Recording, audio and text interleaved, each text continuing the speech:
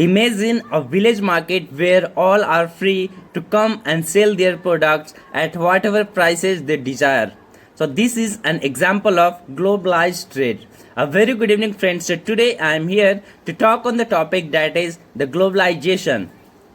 So as we all know that globalization means the free movement of people, goods and services across the boundary. And the most precise definition of globalization can be all the countries that abide by the rules and regulations of the World Trade Organization, they are the part of globalization. Now talking about the globalization in the context of India. So whenever we talk about the globalization and the Indian economy, then the only one person strike to our mind, and this is the Dr. Manmohan Singh.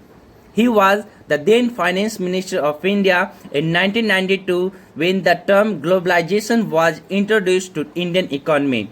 In fact, the LPG reforms, the liberalization, privatization and globalization was introduced to Indian economy in that time only. And since then we have been saying that India has emerged as one of the leading economic superpower in the world.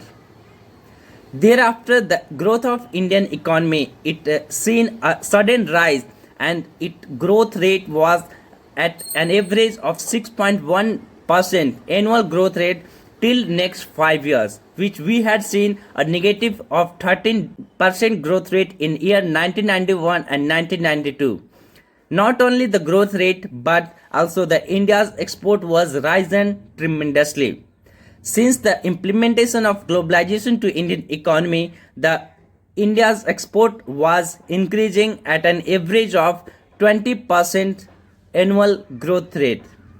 Now talking about some benefits or advantages of globalization to Indian economy, then first of all, it has given rise in employment. After the implementation of globalization, a lot of foreign direct investment and the multinational companies started to open their branches in India, and it gives the rise in employment, and it provided the employment to a large number of youth to our country. The second most favorable advantage is the rise in the living standards of the people of India, and the third most favorable was the boost in economic growth and the India's export. And next advantage is that the globalization was very much consumer friendly. The consumer in India, they were able to get the products as the minimum required price. Now talking about some disadvantages of globalization to Indian economy, then Indian market, the domestic market has been beaten very severely. In fact, our traditional products or the handicrafts, they have lost their significance due to high in price.